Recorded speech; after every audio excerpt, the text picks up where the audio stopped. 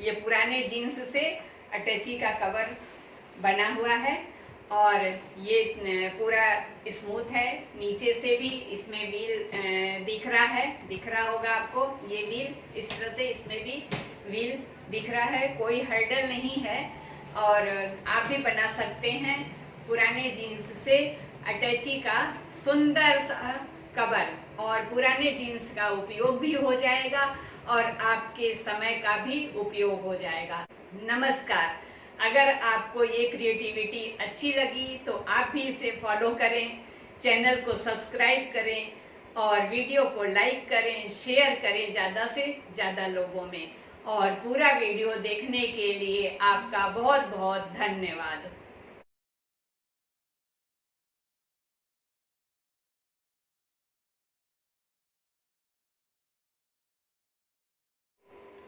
आज हम इन पुरानी जीन्स से इस अटैची का कवर बनाएंगे। ये जीन्स बेकार हो गई थी, बच्चे अब पहनते नहीं हैं, छोटी हो गई हैं, तो इनके कवर के लिए अटैची का कवर बनाने के लिए इन जीन्स को मैंने निकाला है। कवर में अटैची रखने से हमारी अटैची में खरोच नहीं लगता है, हमारी अटैची ट्रेवल में गंदी नहीं होती है। और अगर कवर लगाने पर ये गंदी हो जाती है तो कवर निकाल के हम धो देंगे तो फिर हमारी अटैची उसी तरह से सेफ हो जाएगी। तो और आप अपने भी खाली समय का सदुपयोग करें और घर में रखी पुरानी चीज़ों का भी उपयोग करें। तो चलिए बनाते हैं इन पुरानी जीन्स से इस अटैची का कवर। अब मैंने एक जीन्स में से ये काट लिए हैं ये पीसेस और अब देखती हूँ कि इसकी लंबाई कितनी है, उसी के अनुसार हम इसको काट लेंगे।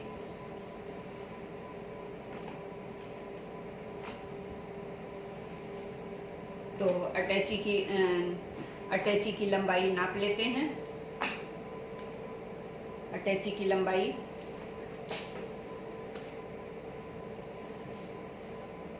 थोड़ा सा सिलाई के लिए छोड़ दें, जरा सा आधा इंच बाहर निकाल देंगे और आधा इंच इधर से बाहर निकाल देंगे। तो ये 21 आ रही है। आधा इंच बाहर निकालने के बाद ये 21 आ रहा है। तो देखते हैं इसमें से इसकी लंबाई 21 है। जो इसका बड़ा पीस है इसको नाप के देख लेते हैं इसकी लंबाई 21 है कि नहीं है।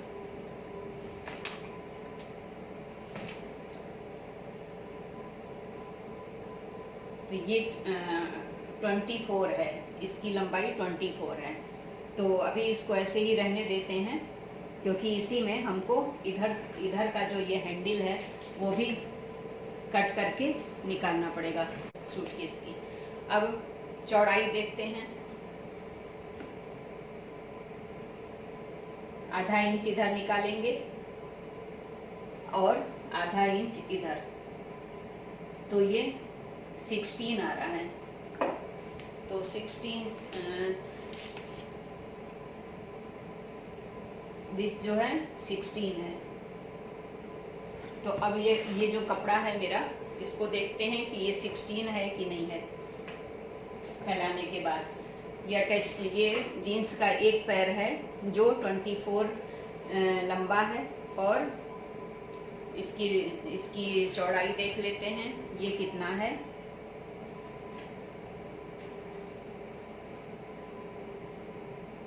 तो ये 16 ही है। तो मतलब इसमें से हमको काटना नहीं पड़ेगा, इसी पे हम सिलाई कर देंगे आधा इंच और आधा इंच लेकर, तो ये हो जाएगा। अब ये दोनों बड़े पीस टॉप और बॉटम के हो गए। अब ये पीस है जो हमारे इस पर आएगा और पीछे व्हील पर आएगा, इसकी लेंथ देख लेते हैं ये कितनी है।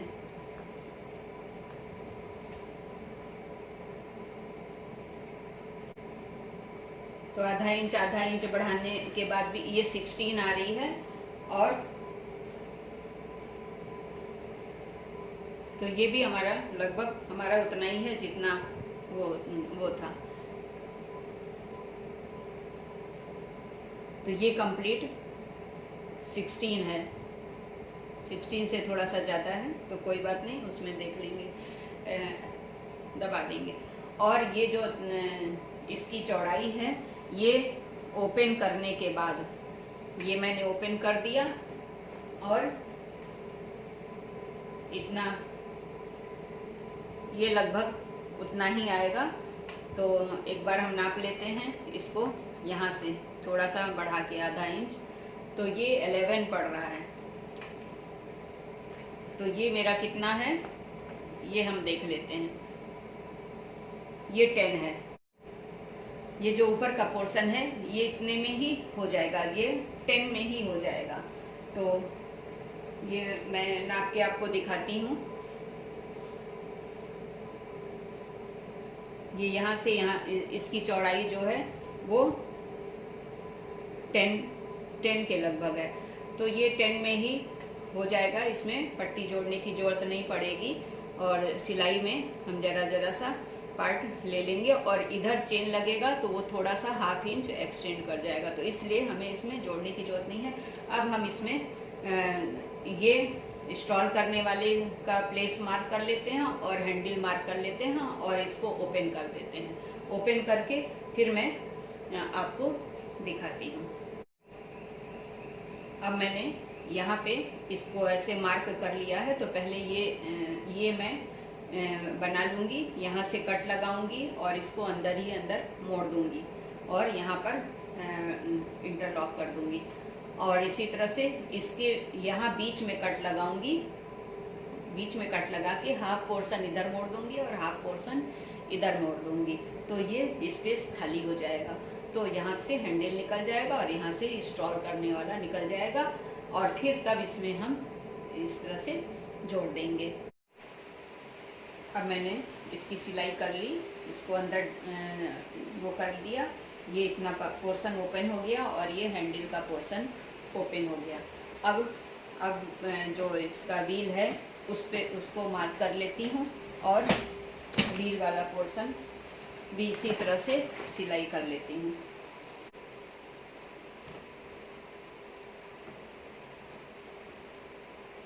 इस तरह से यहाँ पे मार्क करते हैं ताकि फिर यहीं से राउंड इधर बढ़ाते हुए राउंड बना लेंगे, गोला बना लेंगे।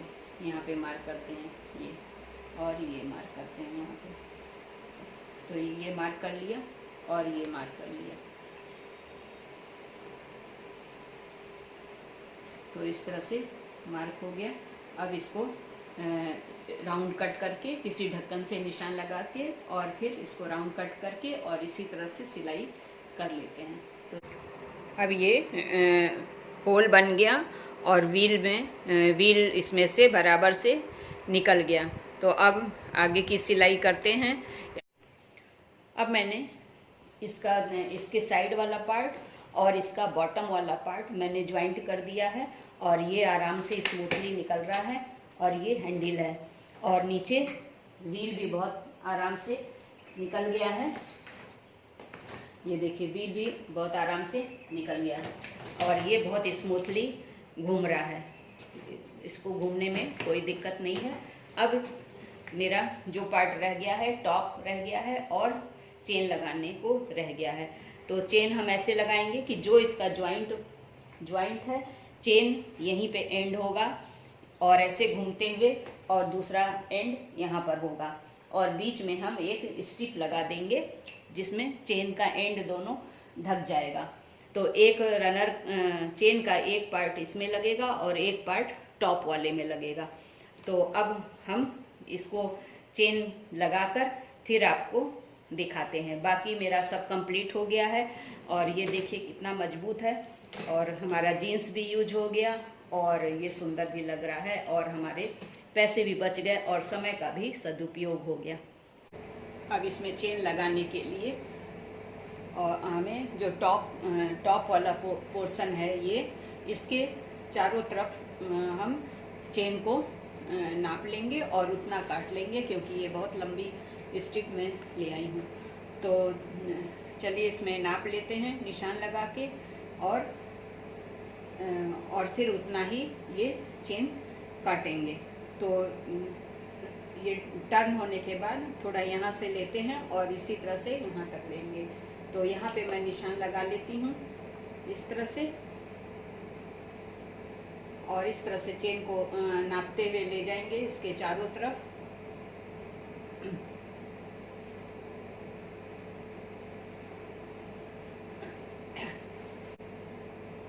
और फिर ये यहाँ, तो जितना जितना इधर है कोशिश अपन करते हैं कि उतना ही इधर भी हो। तो इधर से कितना छोड़ा है मैंने, 1/42 के करीब। तो इधर से भी 1/42 ले लेंगे और यहाँ तक चेन ले आएंगे। तो ये यहाँ तक हो गया, और यहाँ पे निशान लगा लेते हैं ताकि यहीं से सिलाई फिर शुरू करेंगे। और चेन को काट लेते हैं। ये कट गया चेन, बाकी आप रख दीजिए, आपके काम आ जाएगा। और अब इसको जो है हाफ, इस तरह से बीच में हाफ कर लेते हैं। ये हाफ कर लिया, और हाफ वो नीचे जो मैं अटैची पे कवर करके आपको दिखा रही थी जो पोर्शन, उसमें लग जाएगा और हाफ इसमें लगेगा। तो चलिए पहले इसमें लगा लेते हैं, तब उसमें लगाते हैं। अब चेन लगाने के लिए मैं, ये जो दांत है ये बाहर के साइड में आना चाहिए। तो चेन का जो सीधा पार्ट है और जो हमारे इस कपड़े का सीधा पार्ट है, दोनों एक साइड में कर लेंगे। तो ये देखिए निशान मैं यहाँ से लगाई थी, और अब इसको यहाँ से मैं स्टार्ट करूँगी। और इससे पहले यहाँ से स्टार्ट करने के पहले हम एक छोटा सा स्ट्रिप लगाएंगे यहाँ पर, ताकि जो ये चेन जो है ढक जाए। और वो एक साथ ही ढके, पार्ट में नहीं करना है मेरे को। तो एक लंबा स्ट्रिप अभी मैं काटती हूँ और यहाँ पे लगा के आपको दिखाती हूँ। अब मैंने एक इतना छोटा सा स्ट्रिप ले लिया है, पतला सा, और इसको चेन के नीचे डालेंगे। मतलब पहले ये कपड़ा रहेगा, ये वाला, और उसके बाद ये रहेगा, और फिर हम इस चेन को उस पे ऊपर से लगाएंगे, ताकि जब ये ऐसे पलटेगा तो ये चेन इसमें ढक जाएगा, इतना चेन का इतना पार्ट। तो ये इसका एंड भी इसमें ढक जाएगा। तो चलिए अब यहाँ से हम लगाते हैं इसको। और चेन लगाने के लिए मैंने ये इसका मशीन का लेग चेंज कर दिया है। आप देखेंगे इससे आसानी से लग जाता है। वैसे हमारा ये चेन है वो बहुत मोटी दांत का है, तो इसमें सफिशिएंट कपड़ा है। तो अगर ये लेग नहीं भी हो तो भी काम चल जाएगा। तो चलिए अब आपको चेन लगा के मैं दिखाती हूँ।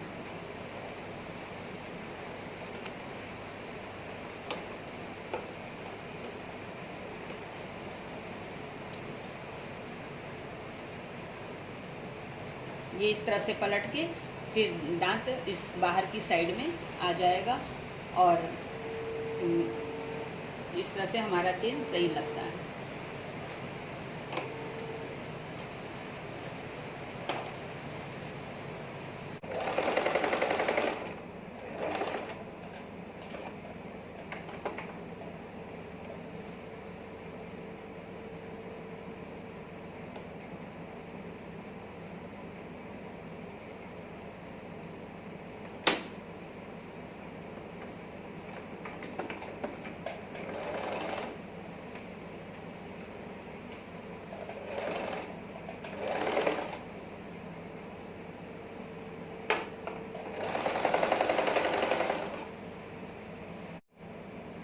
अब मैं इस एंड पे आ गई हूँ।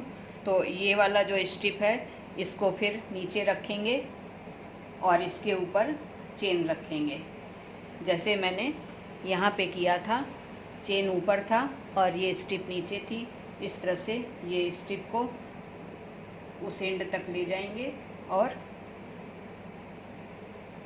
चेन को ऊपर रख लेंगे और फिर सिलाई कर देंगे।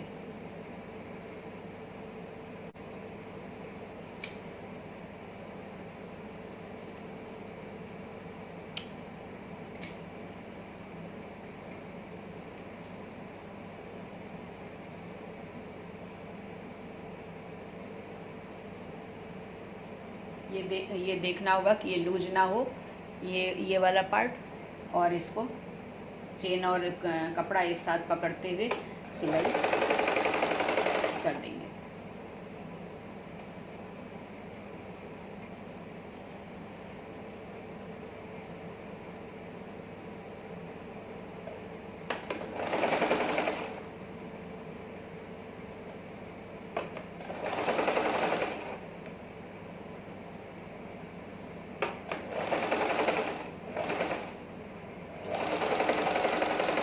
फिर इसको मिला देंगे यहाँ से,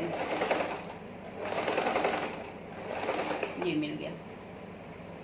अब चेन को हम ऐसे उलटकर और सिलाई करेंगे। देखिए कैसे करते हैं। अब इसको हम ऐसे उलट देंगे, पहले ऐसे था ये, अब इसको ऐसे उलट देंगे तो जो चेन की दांत है वो बाहर की तरफ हो जाएगी और ये कपड़ा इसके ऊपर हो जाएगा, तो इसका एंड पॉइंट जो है वो प्रोटेक्ट हो जाएगा। इसमें से जो धागा निकलेगा वो इसके अंदर रहेगा, इसलिए वो धागा नहीं निकलेगा। तो अब इसके ऊपर भी हम सिलाई चला देते हैं। अब मैं इस तरह से इसको कर ली हूँ और इसका ये मोड भी मैंने चेंज कर दिया है, ये जिग जैग है, तो थोड़ा सा ये देखने में भी अच्छा लगता है। तो देखिए मैं इसको ऐसे सिलाई करूँगी और ये इस तरह से ये चेन का जो एंड पॉइंट है ये दब जाएगा, इसीलिए मैं यहाँ पर सिलाई कर रही हूँ यहाँ पे ऐसे।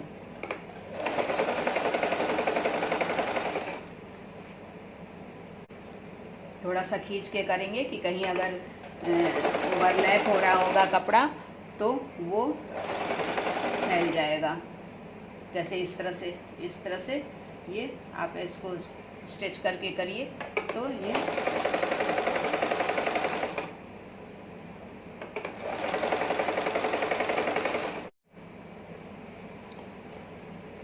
इस तरह से मेरा एक राउंड पूरा हो गया। यहाँ लाके मिला देंगे और ये स्टिप ऊपर रहेगा और ये चेन का एंड पॉइंट नीचे रहेगा। तो अब देखिए ये इस तरह से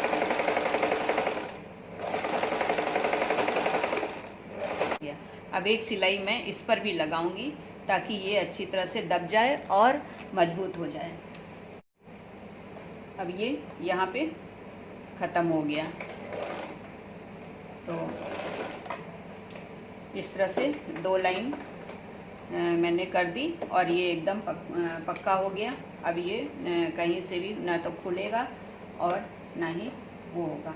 अब दूसरे वाले पार्ट में जो अटैची के चारों तरफ से था उसमें चेन लगाएंगे और उसमें भी इसी तरह से चेन लगाएंगे कि बाहर का ये दांत जो है बाहर की तरफ आए।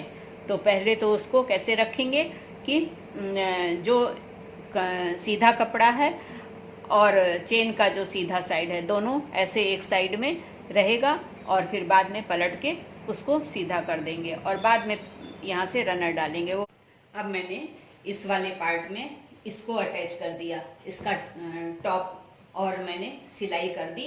अब आप यहाँ से इसको खोल सकते हैं इस तरह से